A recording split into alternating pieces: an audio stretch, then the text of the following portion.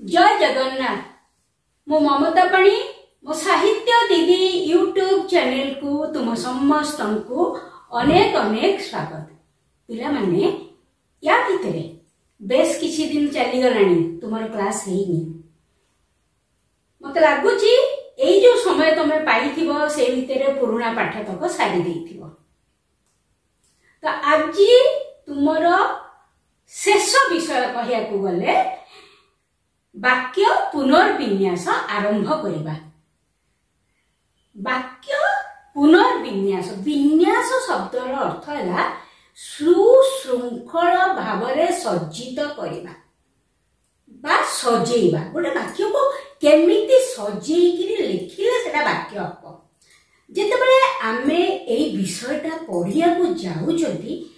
तो आमर वाक्य संबंध ज्ञान प्रथमे रहिया दरकार। आमे ता भितर वाक्य काहाकू कुआ जाय पड़िबा, गोटे सार्थक वाक्य केमिति गढ़ा जाय पड़िबा, वाक्यर लक्षण कौन कौन पड़िबा, केते प्रकार वाक्य अछि पढ़िबा, वाक्य को केमिति गोटे प्रकार वाक्य को आ गोटे प्रकार वाक्य करि हबो सेटा पढ़िबा। किंतु सबो जगह रे आमे लक्ष्य करिबा जे वाक्यटी ठीक अछि कि नाही, तार सबो पद को आमे श्रृंखलित भावरे सज्जित भावरे रखिले ही जेकि गोटे वाक्य सार्थक वाक्य हेई परिबो। ताहले प्रथमे आमे जानिबा वाक्य काहाकू कुहा जाय। देखो विषयर ना हैला वाक्य पुनर्विन्यास भाग 1। एक बा एकाधिक पद मिलित होई मनर भाव को संपूर्ण रूपे प्रकाश करले ताहाकू वाक्य कुहा जीव। सेठी गोटे पद थाउ, दीटा पद थाउ बा एक रो अधिक 3 4 5 पद थाउ, किंतु जोठी मनर भाव संपूर्ण रूपे प्रकाश पाइबो, तुम कथा को अन्य जने पूरा पूरी बुझी पारिबो, सेटा को ही आमे वाक्य कहबा। गोटे उदाहरण दउचे, रमेश बाजार को जाई मिठा आनिला, मु खाई सारी विद्यालय को जीवी। एई वाक्य रे 1 2 3 4 5 पांचोटी पद अछि एवं एमाने सज्जित होइकिरी अछंती, सजड़ा जाइकिरी अछंती, पूरा सजाड़ी होइकिरी अछि। जदि मु एई वाक्यटी को एमिति लिखि देबी, जाई आनिला मिठा रमेश बाजार को, वाक्यटी ठीक ठाक शुभु नाही, भल शुभु नाही, वाक्यर अर्थ भल भाबरे प्रकाश पाउ नाही। द्वितीय वाक्य देखो, मु खाई सारी विद्यालय को जीवी। जदि एमिति लेखा जीवो, जीवी सारी खाई विद्यालय को मु, एठी मध्य वाक्यटी श्रुति मधुर हो नाही, वाक्यर अर्थ भल भाबरे बुझा पड़ू नाही। ताहेले आमे कोन जानिबा ना गोटे वाक्य भितरे जदि पद गुड़िक सुसज्जित आकार रे थिबो ताकू वाक्य विन्यास बा पद विन्यास कहा जिवो एवं ताहा ही सार्थक वाक्य हेई परिबो। देखो वाक्य मध्यरे उपयुक्त शब्द बा पद को उपयुक्त स्थान रे स्थापन करिवार रीति को वाक्य विन्यास कहा जाए। उपयुक्त पद को उपयुक्त स्थान रे रखा जिवो, माने जो पद जोठी रहिबा कथा सेठी जदि से न रहे ताहेले ताहाको वाक्य कुहा जाई पारिबो नाही। देखो द्वितीय पॉइंट, गोटे पूर्ण भाव प्रकाशक सार्थक ओडिया वाक्य रे कर्ता युक्त कर्म युक्त क्रिया, अर्थात कर्ता थाए, कर्म थाए, क्रिया थाए। अनेक समय रे कोन हुए ना कर्म उहिर थाए, लुचिके थाए, अनेक समय रे कोन हुए कर्ता भी लुचिके थाए। देखो राम पाठ पढ़ुछि एठी होची जेतेबेले आमे वाक्य को प्रश्न पचारिबा किए किए पाठ पढ़ुछि उत्तर जहा आसीबो ताहा होची कर्ता तापर प्रश्न जदि आमे पचारिबा कोन पढ़ुछि उत्तर जहा आसीबो ताहा कर्म तृतीय प्रश्न जदि आमे पचारिबा कोन करूछि उत्तर जहा आसीबो ताहा क्रिया कोन करूछिटा क्रिया माने रखो ताहेले एठी कोन जणा पडुछि राम होछि कर्ता काहेना राम पाठ पढुछि हमर प्रश्न हैला किए पाठ पढुछि ना राम पाठ पढुछि एटा राम होछि कर्ता हैला राम कोन करूछि पाठ पढुछि बा कोन पढुछि पाठ पढुछि पाठ हैला कर्म कोन करूछि जेतेबेले प्रश्न आसी जिवो सेटा हे जिवो जे पढुछि ता कोन करूछि पढुछि सेटा हबो क्रिया ताहेले प्रायतः आमे देखु ओले वाक्य रे कर्ता कर्म क्रिया थाए को जगह रे किछि किछि जिंस उइह थाए ता व्यतीत खाली कर्ता कर्म क्रिया को आमे ठीक ठाक रखि देला होबनी ता व्यतीत वाक्य मध्य रे पद विन्यास रो किछि साधारण नियम रहिछि को पद कोठी रहिबो आमे कर्ता को शेष को नै जिबा क्रिया को आरंभ को नै आसीबा आमे कहबा हमर तो कर्ता अछि क्रिया अछि आम वाक्य काई भूल हो ना गोटे वाक्य बा गोटे सार्थक वाक्य बढ़िबा पई किछि नियम अछि सेही नियम को हमको मानिबा को पड़िबो कोन ना कर्ता पद सब बेले आरंभ रे ओ क्रिया पद वाक्य शेष रे व्यवहृत हुए देखो कर्ता आरंभ रे क्रिया शेष रे आ गोटे उदाहरण मध्ये देखो गंगा नदी हिमालय रु बाहरी बंगोपसागर रे पड़ी अछि कर्ता की गंगा नदी पड़ी अछि क्रिया ताहेले वाक्य आरंभ रे कर्ता पद रहिबो शेष रे क्रिया पद रहिबो एटा गोटे नियम बहुत बड़े नियम अछि बले जोउडा को निहाती दरकार म सेति की नियम ही तुमको कहूची आ तम भितरु अनेक पिला सब जिंस जानि थिबो खाली म मने पकई दोची द्वितीय पॉइंट कोन हला क्रिया सकर्मक होइथिले कर्मपद क्रिया पूर्वरु बसे तमर कर्म तुम जानि थिबो सकर्मक अकर्मक जोउथिरे जो वाक्य रे क्रिया न थाए ताको कोन कह जाय अकर्मक क्रिया जो वाक्य रे क्रिया थाए ताको कह जाय सकर्मक क्रिया एवं सकर्मक क्रिया पुनी केमिति व्यवहार होउची देखो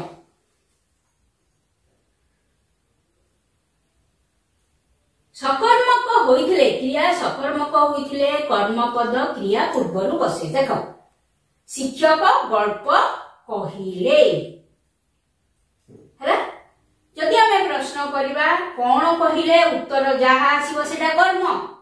कोन कहिले ना गल्प कहिले अच्छा गल्प हैला कर्म तेनु ए वाक्यटी आमे सकर्मक क्रिया किबा वाक्य बोली जानि परे हैला एवं जदि सकर्मक क्रिया र वाक्य क्रिया पूर्वरु सकर्मक क्रिया रहिबो केमिति कहिबाटा होची क्रिया कर्म ता पूर्वरु रहिबो सब बेले क्रिया पूर्वरु कर्म रहे एठी मध्ये गोटे वाक्य देखो क्रिया होची पढुची पाठ होची कर्म क्रिया पूर्वरु कर्म रहुची सब बेले क्रिया पूर्वरु कर्म रहिबो क्रिया परे कर्म रहिबो नाही अच्छा एटा आ गोटे पॉइंट होची दुई कर्मक क्रिया कथा हे कहूची बहुत समय रे गोटे गोटे वाक्य रे दुईटी कर्म थाए ताकू दुई कर्मक क्रिया कहा जाए एवं से दीटा कर्म कोन ना मुख्य कर्म गौण कर्म दुई कर्मक क्रियार गौण कर्म परे मुख्य कर्म व्यवहृत हुए जो वाक्य रे दुईटी कर्म थिबो सेठी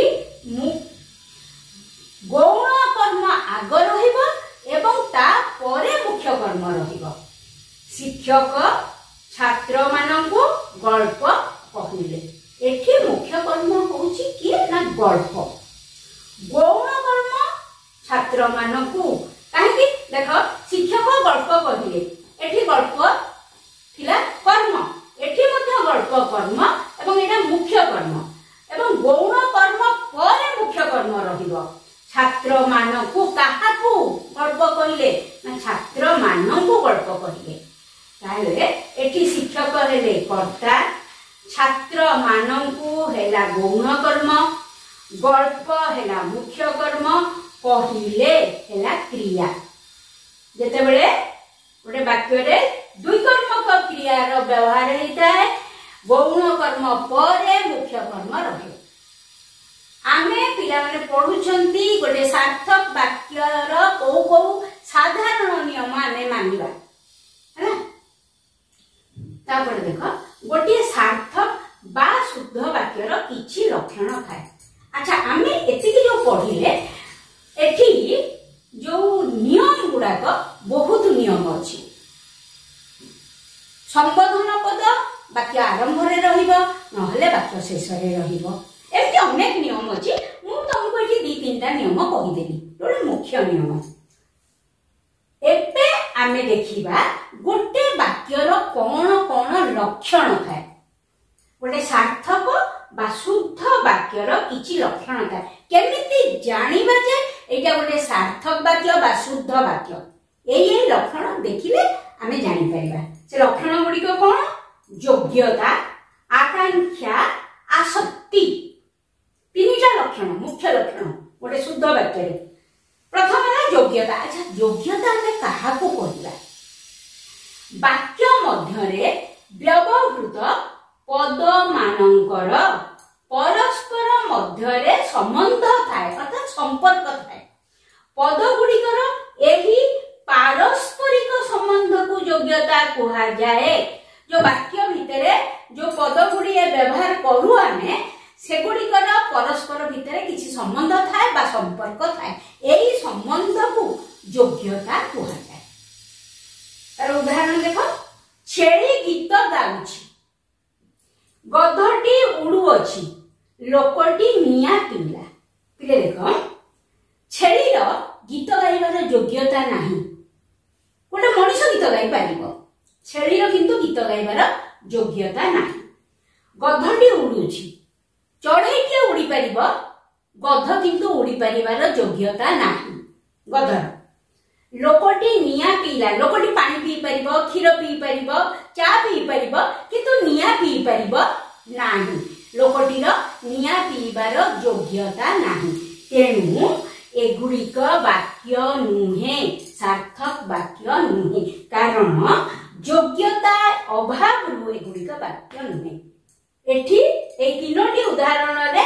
काहारी मध्य योग्यता नाही छेलीर गीत गाइबार योग्यता नाही गधर उड़ीबार योग्यता नाही लोकटीर निया पीबार योग्यता नाही तेणु योग्यता अभाव रु एगुड़िक वाक्य हेई पारुनी द्वितीय पॉइंट को जीवा ले देखो द्वितीय पॉइंट को जीवा पूर्वरु मो आ गोटे कथा कहूची जदियो योग्यता अभाव रु वाक्य शुद्ध हेई परिबनी किंतु स्थल विशेष रे योग्यता नथिले मध्य दैवी शक्तिर सूचना देबा पई शब्द संयोजना करा जाई थाए जेमिति कि पंगु लंघयते गिरी गोटे पंगु पर्वत चढ़ी जीवो मुक बाचारंग परी गपिब एवढे कोन भगवान चाहिए एटा हेई परिबो तेणु एठी शब्द संयोजना करा जाउची योग्यता नथिले मध्य दैवी शक्तिर कृपा देखैबा पाई है द्वितीय पॉइंट देखो आकांक्षा अर्थ बोध निमित्त वाक्य मध्य रे गोटिए पद अन्य पद मानकर अपेक्षा रखि थाए एही अपेक्षा रखिबार नाम आकांक्षा ओरे संपूर्ण अर्थ पाइबा पाई वाक्य रे कोन हेई थाए ना गोटे पद अन्य पद माननको अपेक्षा करि थाए से माने आसिले वाक्यटी संपूर्ण हबो नहले हेई परिबनी से जो अपेक्षा तार नाम होची आकांक्षा पक्षी माने आकाश रे पिलेट में छाड़ी